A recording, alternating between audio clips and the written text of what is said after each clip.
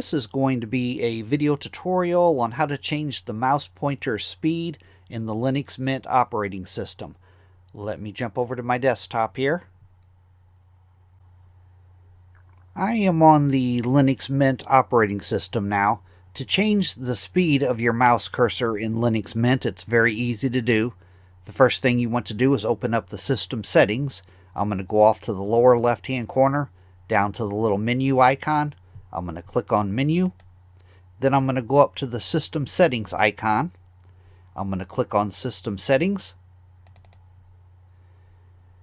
Now in the little dialog box that opens up here, you want to scroll down to the hardware section, and in the hardware section right here, mouse and touchpad, I'm going to click on mouse and touchpad. Down here towards the middle, pointer size and speed. The top slider here is for your pointer slide. If you move it to the right, your pointer will be larger. If you move it to the left, your pointer will be smaller. Down below that is the speed of your mouse pointer. If you move that to the right, it will be faster. Your mouse cursor will start moving a lot faster. If you move it to the left, your mouse cursor will start moving a lot slower.